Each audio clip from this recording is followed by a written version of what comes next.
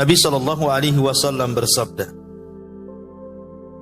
ada seorang laki-laki masuk surga karena seekor lalat, ada pula seorang laki-laki masuk neraka karena seekor lalat. Mereka para sahabat bertanya, bagaimana demikian dapat terjadi wahai Rasul? Maka Rasul menjawab, ada dua orang laki-laki melewati satu kaum yang memiliki sebuah patung yang tidak boleh dilewati oleh seorang pun kecuali jika dia berkurban apa saja untuk berhala mereka. Mereka berkata kepada salah seorang dari dua orang itu, berkurbanlah. Dia menjawab, aku tidak memiliki apa-apa untuk kukurbankan. Mereka berkata, berkurbanlah walaupun hanya seekor lalat. Dia pun berkurban dengan seekor lalat, lalu mereka melepaskannya. Maka dengan demikian dia masuk ke neraka. Mereka berkata kepada yang lainnya, berkurbanlah walaupun hanya seekor lalat. Yang lainnya berkata, aku tidak akan pernah berkurban kepada siapapun selain Allah sedikit pun. Mereka pun memenggal lehernya, maka dengan demikian dia masuk ke dalam surga. Jika saja balasan bagi orang yang telah melakukan kesyirikan kepada Allah dengan berkurban kepada selain Allah dengan seekor lalat adalah neraka, lalu bagaimana balasan bagi mereka yang melakukan kesyirikan kepada Allah dengan berkurban kepada kubur-kubur, patung-patung, dengan kambing, sapi, unta, harta, emas, madu, minyak, dan yang lainnya dari kurban-kurban dan amalan-amalan yang diharamkan dan berbagai jenis kesyirikan dan kesesatan. Padahal Rasulullah telah bersabda berkenaan tentang orang yang seperti mereka, la'anallahu man dzabaha li ghairillah. Allah melaknat orang-orang yang menyembelih untuk selain Allah. Baik. Bab kedua ini menceritakan tentang amalan dari amalan-amalan yang bisa memasukkan ke dalam surga. Pada nomor urut pertama, amalan yang paling besar memasukkan ke dalam surga kan tauhid. Lah, nomor urut dua ini contoh daripada tauhid. Apa itu? Berkurban kepada Allah Subhanahu wa ta'ala. Baik berupa akikah, baik berupa kurban Idul Adha, baik berupa nazar atau apalah namanya. Kalau seandainya kita menyembelih binatang itu dikarenakan karena Allah Subhanahu wa ta'ala dan juga diniatkan untuk Allah Subhanahu wa ta'ala, maka menyembelih seperti itu satu amalan yang bisa mengantarkan kita ke dalam surga. Tapi sebaliknya, kalau seandainya kita menyembelih binatang diberikan kepada selain Allah, walaupun binatang itu kecil, sekecil-kecilnya seperti seekor lalat, maka justru akan menjadi sebab orang itu masuk ke dalam surga, ke dalam neraka. Jadi di sini kisahkan, Bu, sebenarnya hadis ini menjadi polemik para ulama.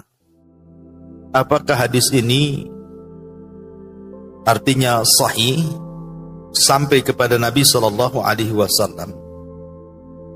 ataukah hadis ini adalah ucapan daripada Salman Al-Farisi radhiyallahu anhu? Kan kalau kita melihat sanadnya, hadis ini dari Salman Al-Farisi radhiyallahu anhu. Ada yang mengatakan bahwa ini perkataan Salman, karena Salman itu kan pernah beragama Nasrani. Awalnya kan Majusi Salman itu, kemudian pindah ke Nasrani. Boleh jadi Salman itu mengambil kisah Israiliyat saat dia menjadi Nasrani. Makanya keluarlah hadis ini. Sehingga ulama menghukumi seperti yang dikatakan Al-Imam Ibnu Utsaimin rahimahullahu ta'ala bahwa hadis ini mauquf. Mauquf itu artinya ucapan yang sampai ke sahabat saja, tidak sampai kepada Nabi, disebut mauquf. Kalau ucapan yang sampai kepada Rasul disebut marfu'. Nah, ulama mengatakan bahwa hadis ini mauquf. Ini ucapan Salman Al-Farisi radhiyallahu an. Boleh jadi Salman mengambil dari kisah Israiliyat saat dia menjadi Nasrani sebelum masuk Islam. Dan pendapat inilah yang dikuatkan oleh Syekh Nasiruddin Al-Albani rahimahullahu ta'ala. Tetapi memang hadis ini masyhur karena memang dicantumkan di banyak kitab seperti Kitab Tauhid. Cantumkan hadis ini. Dan memang hadis ini dikeluarkan Imam Ahmad di dalam kitab Az-Zuhud dan yang lainnya. Baik, anggaplah kita mengatakan bahwa ini adalah hadis marfu sampai kepada Nabi SAW.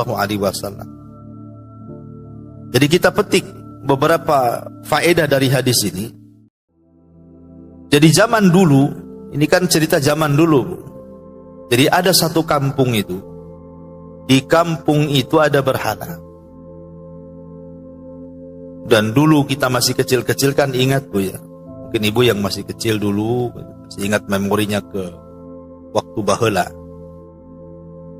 Itu setiap kampung itu kan mesti ada berhala kan. Entah berupa pohon yang ditakuti, yang dikeramatkan, terkadang harus kita kasih sesajen dan begitu seterusnya. Entah berupa batu, entah berupa gua, mestilah setiap kampung itu adalah tempat-tempat atau benda-benda yang dikeramatkan.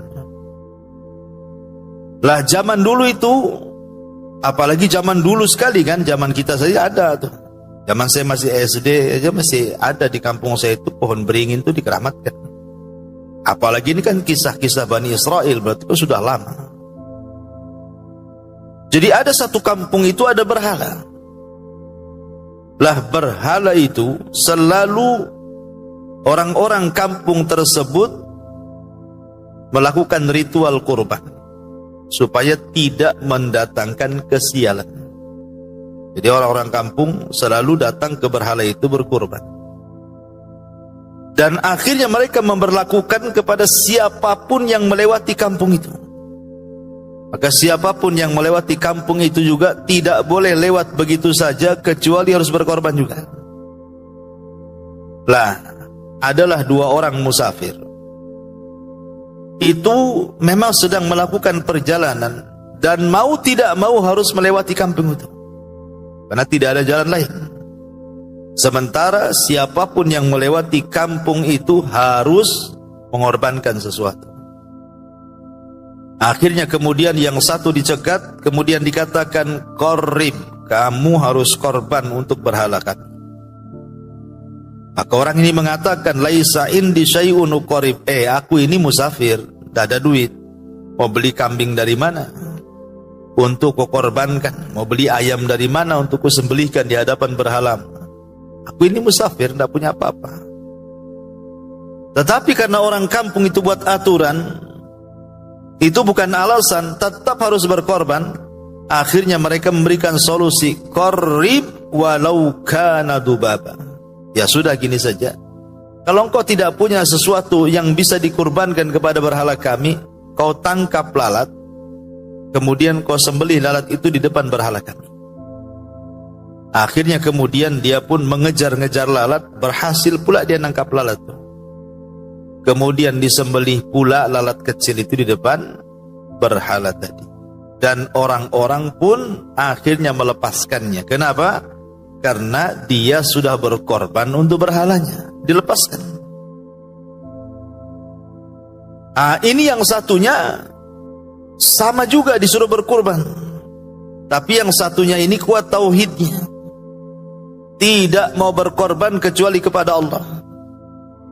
Ketika dipaksa, kamu juga harus berkorban. Dia mengatakan, aku tidak punya sesuatu untuk kukorbankan. Kemudian dikatakan, korbanlah walaupun sekecil lalat. Dia mengatakan, walaupun seekor lalat, saya tidak mungkin berkorban kecuali kepada Allah. Murkalah orang-orang kampung itu, ditangkapnya laki-laki ini, langsung dipenggal lehernya. Lah saat dua-duanya Allah Subhanahu wa taala takdirkan meninggal, yang kurban dengan lalat dan yang tidak berkurban dengan lalat, meninggal dua-duanya. Maka Allah Subhanahu wa taala memasukkan orang yang berkurban karena seekor lalat itu ke dalam neraka, dan Allah masukkan ke surga orang yang berkurban, yang tidak mau berkurban dengan seekor lalat kecuali kepada Allah Subhanahu wa taala. Dari sini kita lihat, gara-gara seekor lalat ada orang bisa masuk surga, gara-gara seekor lalat orang bisa masuk neraka. Ma'asyiral muslimat yang dimuliakan Allah Azza wa Jalla, berarti di sini faedahnya, jangan remehkan perkara kecil. Jangan meremehkan perkara kecil. Baik perkara kecil ini sebuah dosa, ataupun perkara kecil ini sebuah pahala, jangan diremehkan dua-duanya. Boleh jadi yang kecil ini, kalau itu kebaikan, dia pula yang membukakan pintu surga bagi kita. Boleh jadi yang kecil itu sebuah dosa, kemudian kita lakukan, boleh jadi itu pula yang menjadikan kita masuk neraka. Maka jangan remehkan perkara-perkara kecil, baik urusan dosa ataupun urusan pahala. Saya contohkan, dahulu di zaman Bani Israel ada dua orang yang bersaudara, yang satu ahli ibadah, yang satu ahli maksiat. Yang ahli ibadah ini baik, Bu, selalu menasihati saudaranya yang ahli maksiat itu. Tobat kau, jangan maksiat. Udah berhenti maksiatnya. Gak capek ya kau maksiat. Pokoknya dinasihatilah, bagus sampai di sini. Karena memang kewajiban orang baik menasihati orang jahat. Masalahnya, entah kenapa saudara yang dinasihatinya itu, dia terus melakukan kejahatan, terus melakukan kemaksiatan di hadapan orang ahli ibadah ini. Akhirnya orang ahli ibadah ini marah. Mungkin menurut dia sudah tidak bisa ditolerirlah kemaksiatannya, karena sudah terlampau banyak maksiat dan terlampau banyak nasihat tadi dengar. Marah dia, akhirnya dia mengucapkan kalimat yang menjungkir balikan dunia dan akhirat. Yang harusnya dia masuk surga, dia pula masuk neraka. Apa itu? Dia bersumpah kepada Allah Azza wa Jalla, wallahi illam tatub la yaghfirallahu lak. Demi Allah dia bilang, kalau engkau tidak bertobat, maka Allah tidak akan ampuni dosamu. Wallahi illam tatub, demi Allah kalau engkau tidak bertobat, Allah akan masukkan kau ke neraka. Jadi dia mengatakan bahwa Allah tidak akan mengampuni dosanya. Yang kedua, dia memvonis bahwa dia akan masuk neraka. Bersumpah lagi.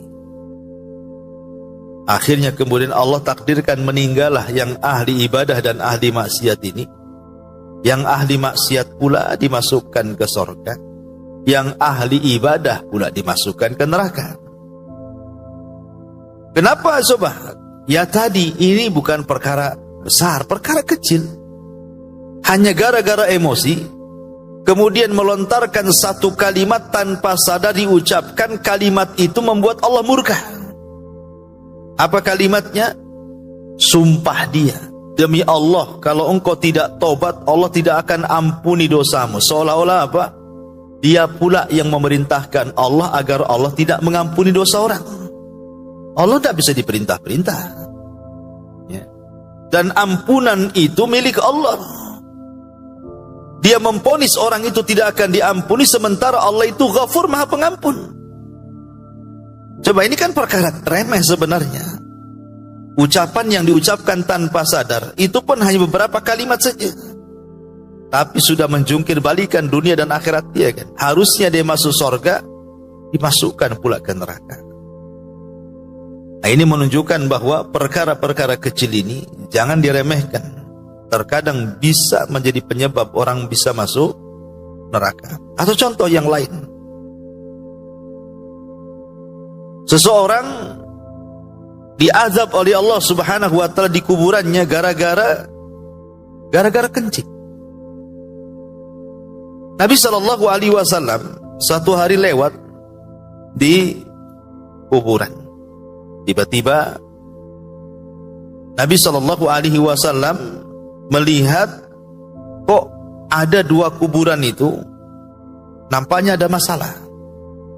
Rupanya Rasul diperdengarkan dua kuburan itu penghuninya sedang diazab. Dan itu mukjizat, Bu, ya. Akhirnya Nabi sallallahu alaihi wasallam kemudian mengambil pelepah kurma dan dibeset jadi dua.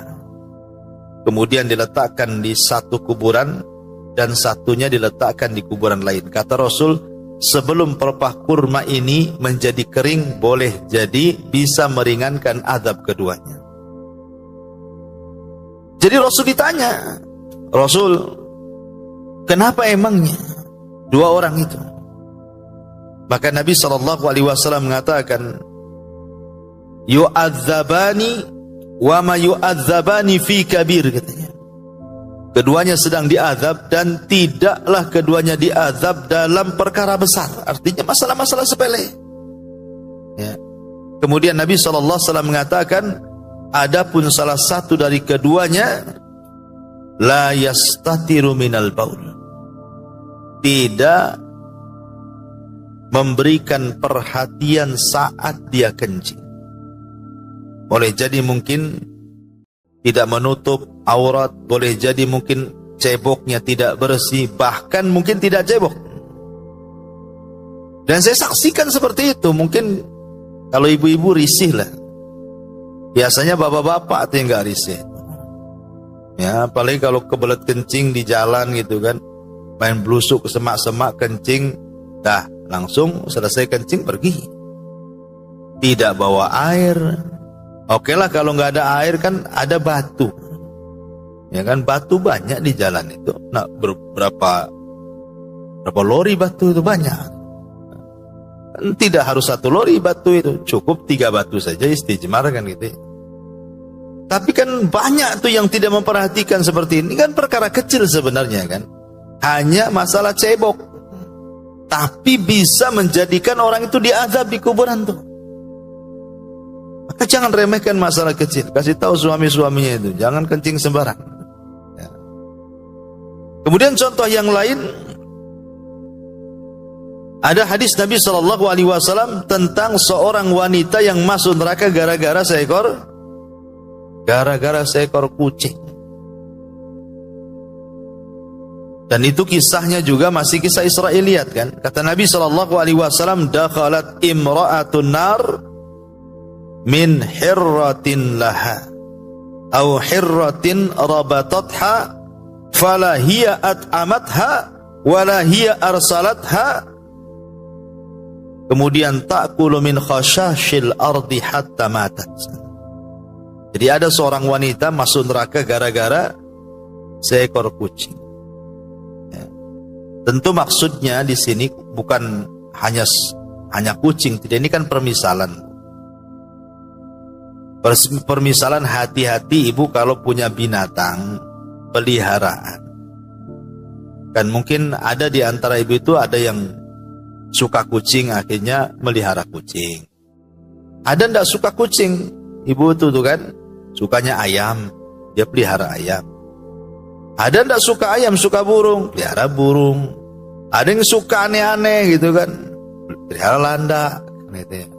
Pamanya macam-macam lah orang hobi binatang kan, ya. Entah apalah, Bahkan terkadang saking hobinya, saya melihat bapak-bapak itu yang hobi ayam, Bu, ya. Itu setelah subuh, Bu, dia belum tidur, dia belum mandi, ayam udah dimandiin dia tuh. Dia belum mandi tuh, ayam sudah dimandiin, udah disabuni, nanti minumannya Pratindeng, Extra Jos lah. Ini minuman-minuman manusia diberikan ke ayam coba. Nanti dijemur. Ya. Itu yang punya ayam gak berjemur, Bu. Jadi yang kuat tulangnya ayamnya tuh. Ya. Jadi saking hobinya kadang-kadang sampai seperti itu tuh orang tuh. Oke lah, hobi-hobi. Tetapi kewajiban kita kepada binatang itu ada. Dengan cara apa? Memberi makan dan minum. Karena kasusnya wanita ini masuk neraka gara-gara seekor kucing yang dirawat dia dikurung aja.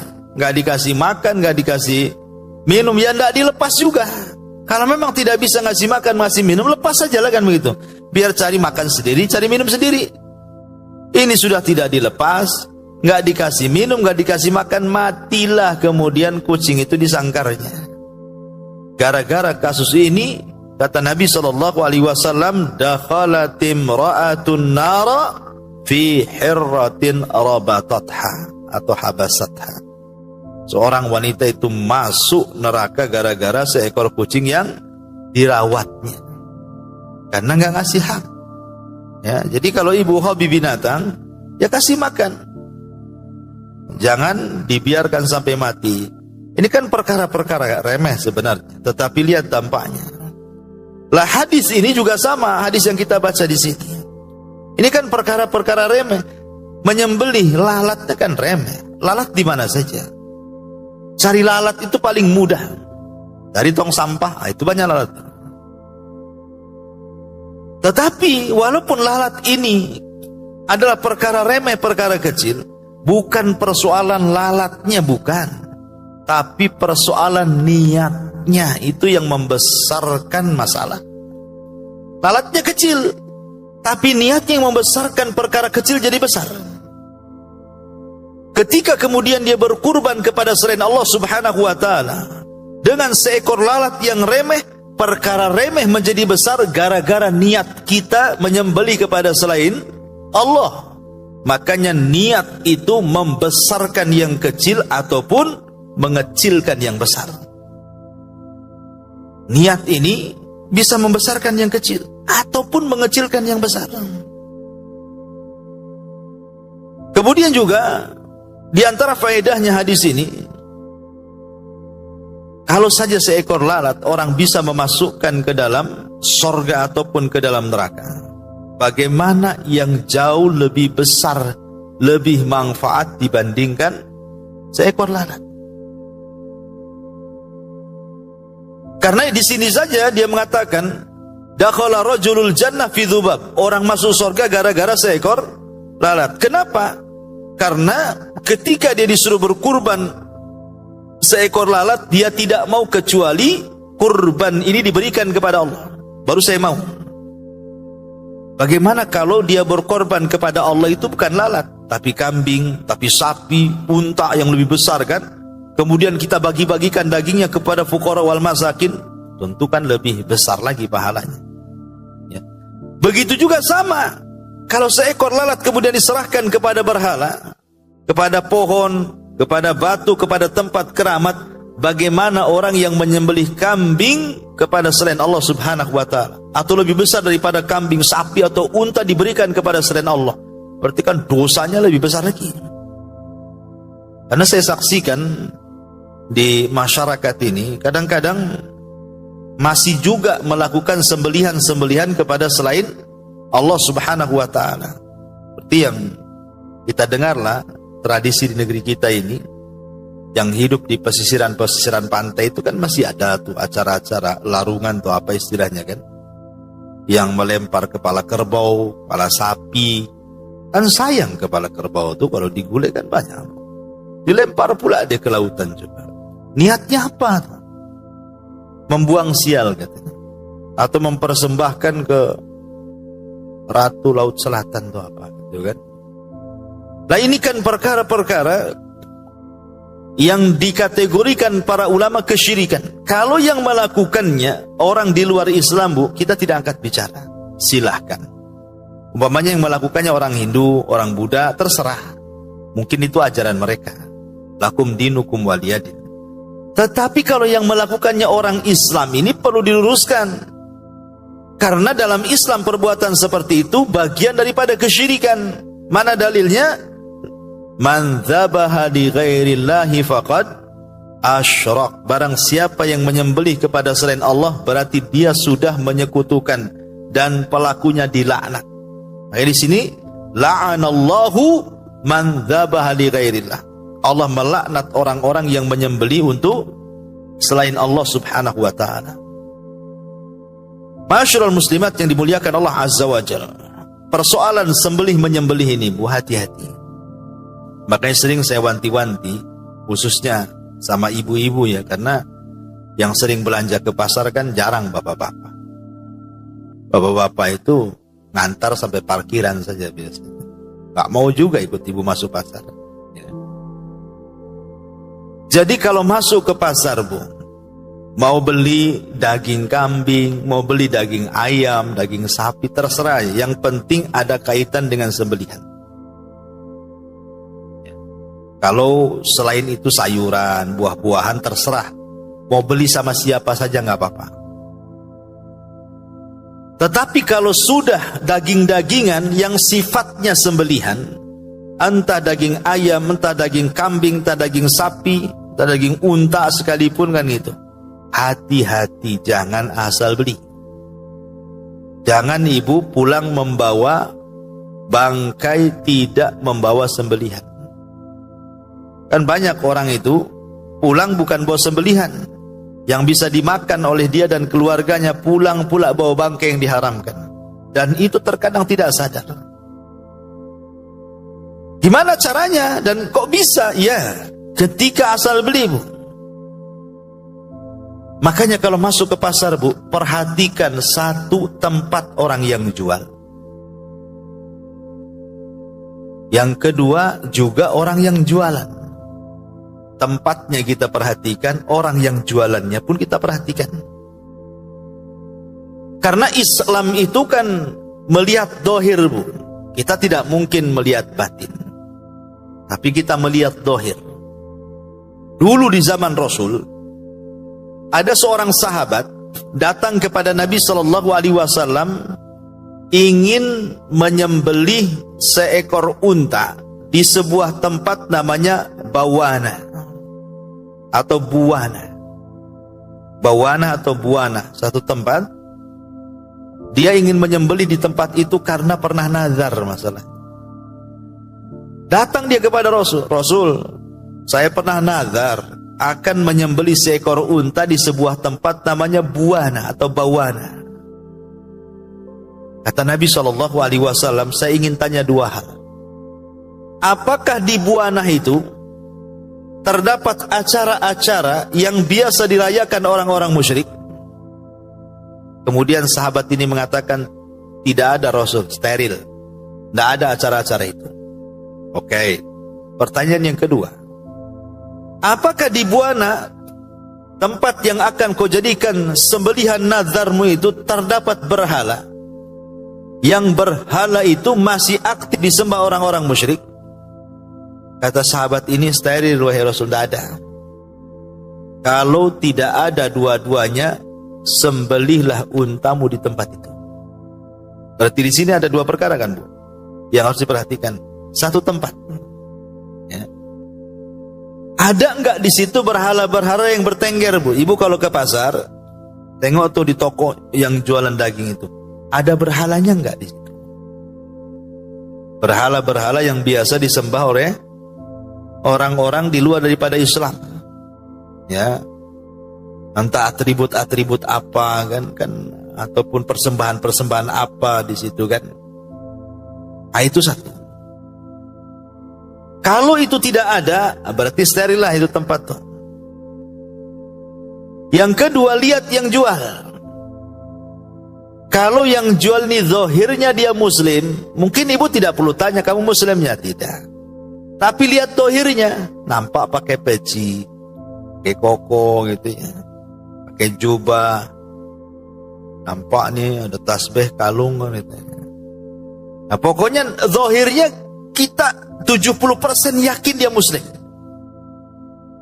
Lah dohirnya kan, beli. Kalau nampak dohirnya muslim, yang kedua tempatnya steril, tidak ada berhala, beli. Ini enggak gara-gara beda 1.000 perak, ya, nampak pula ini lebih murah, asal beli saja. Udah ada berhalanya di situ, yang jual pula nggak jelas kan itu ya. Itulah yang harus dipahami. Kalau ke pasar itu nggak apa-apalah, beda 2-3 ribu nggak ada masalah, Bu. Khusus masalah beli ayam, beli kambing, beli sapi, jangan dipermasalahkan beda 1.000-2.000 tuh. Daripada pulang bawa bangkai, bagus pulang bawa sembelihan. Karena itu masalahnya yang akan dikonsumsi keluarga. Nah, kalau yang lain nggak apa-apa, ibu rewel. Beli buah-buahan beda 1.000, malas tuh, mahal. Beli sayur beda 500 saja, pindah langganan. Terserahlah kalau itu. Ya. Karena kalau itu dimanapun beli tidak ada masalah. Tapi tolong kalau soal sembelihan, jangan asal-asalan. Karena begini, Bu, kalau saya kategorikan persoalan sembelihan ini, ada beberapa kategori ya. Satu, ada orang ketika menyembelih, umpamanya ibu nyembelih hewan, ayam, kambing atau apa ya. Ketika disembelih, ibu baca bismillah. Bismillah, gorok layam. Apakah semata-mata kemudian menyembelih dengan baca basmalah itu menjadi halal? Tidak, kata ulama. Tapi harus ada perkara kedua. Bukan hanya ketika menyembelih baca basmalah, tetapi juga harus ada yang kedua. Apa? Diniatkan karena Allah. Ya. Kalau hanya menyembelih baca basmalah, diniatkan kepada selain Allah, halal, haram, tidak boleh dimakan. Contoh, ya, ibu nyembelih ayam, bismillah tuh. Sudah benar pakai bismillah. Tapi tiba-tiba memang diniatkan untuk sesajen. Diberikan kepada pohon, pada berhala, kepada apa. Halal? Tidak halal walaupun baca basmalah. Karena diniatkan kepada selain Allah kan. Itu sama orang mencuri baca basmalah. Ya. Mau nyopet baca bismillah dulu, Bu. Nah, biar halal tangkapannya katanya kan. Nah, itu sama aja kayak gitu tuh. Jadi ini yang pertama kan, baca basmalah diniatkan kepada selain Allah, haram, tidak boleh dimakan. Ataupun kita balik, dia tidak baca basmalah tuh, main gorok saja. Tiba-tiba kemudian diberikan ke tamu. Tamu kan, menjamu tamu kan ibadah, Bu. Karena Rasul yang mengatakan, man kana yu'minu billahi wal yaumil akhir falyukrim dhaifahu. Siapa yang mengaku beriman kepada Allah dan hari akhir, maka hormati tetamunya. Menghormati tamu kan baik, Bu. Masalahnya ketika menyembelih binatang tidak mengucapkan basmalah. Halal apa haram? Haram. Walaupun niatnya bagus untuk tamu, atau niatnya disedekahkan kepada fakir miskin, atau niatkan disedekahkan untuk ngasih makan anak-anak yatim, tapi ketika menyembelihnya tidak baca basmalah, haram juga sembelihannya. Kalau yang pertama, baca basmalah tapi diniatkan kepada selain Allah, haram sembelihannya. Yang kedua, dibalik nih, tidak baca basmalah, diniatkan pula karena Allah, tetap haram. Yang kuadrat itu, Bu, itu sudah tidak menyebut nama Allah, diberikan pula kepada berhala. Itu kuadrat tuh. Udah nyembelihnya nggak pakai bismillah, dikasih pohon pula. Kemudian kita makan pula, itu udah nggak jelas. Kalau yang makan orang gila nggak apa-apa, ya. Tapi kalau yang makan kita orang waras jangan. Itu sudah dua haram.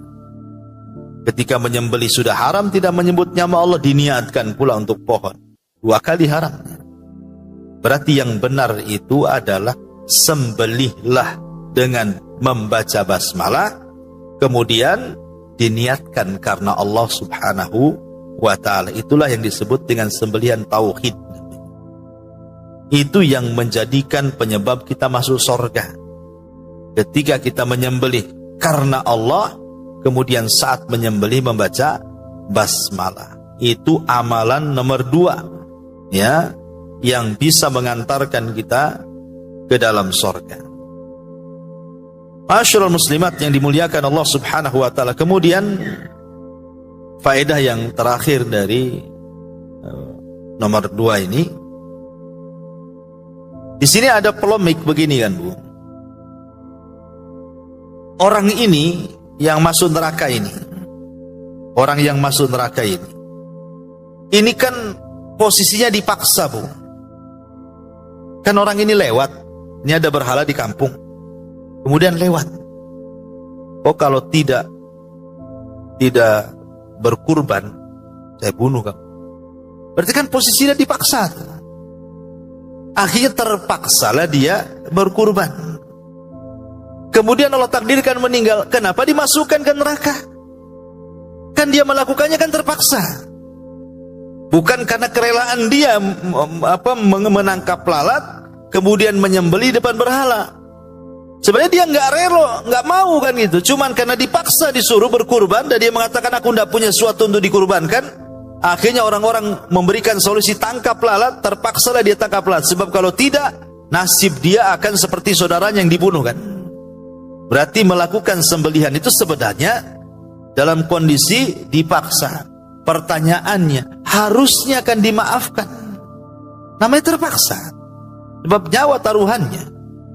Kalau tidak menyembelih. Tapi kenapa Allah tetap masukkan dia ke neraka? Dari sini ulama membahas, ya kan, bahwa syariat kita umat Islam itu beda dengan syariat umat-umat dulu. Kalau kejadiannya, kisah ini masih dalam lingkup Islam, maka orang yang dipaksa menyembelih bukan karena Allah, di bawah ancaman pembunuhan, maka tidak akan masuk neraka dalam umat Islam. Seperti contohnya siapa? Ammar ibn Yasir, yang disiksa oleh Abu Jahal, kemudian diancam akan dibunuh kalau dia tidak memuji sembelihannya, berhala-berhalanya, atau mencaci maki Nabi. Terpaksa dia memuji berhala dan mencaci maki Nabi. Akhirnya dilepaskan sama Abu Jahal. Kemudian turun ayat illa man ukriha wa qalbuhu mutmainnun bil iman, kecuali orang yang dipaksa tapi hatinya tenang dengan keimanan, tidak mengapa mengucapkan kalimat atau berbuat sesuatu yang kufur.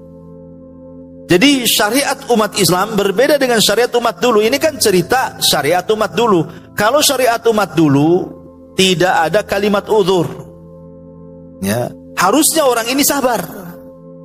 Seperti orang kedua sabar, tidak mau berkorban kecuali kepada Allah, kan begitu. Tapi yang pertama tidak sabar, makanya kemudian dia berkorban kepada selain Allah hanya karena supaya bisa lewat jalan.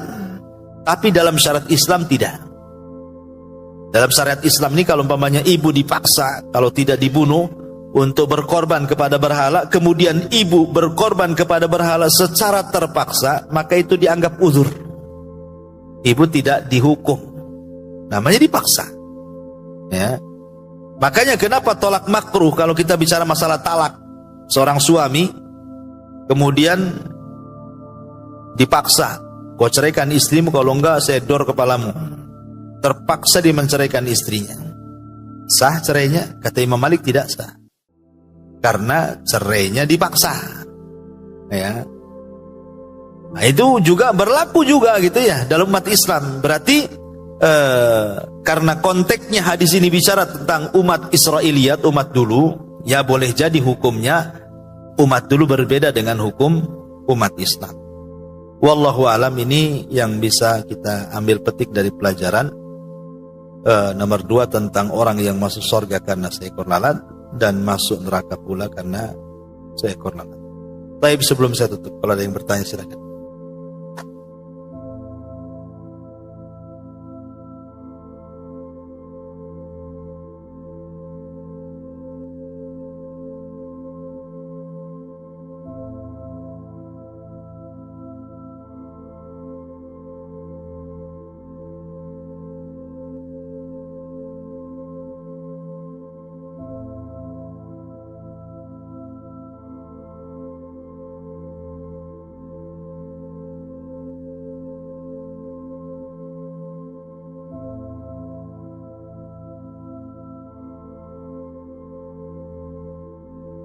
Sabar-samar.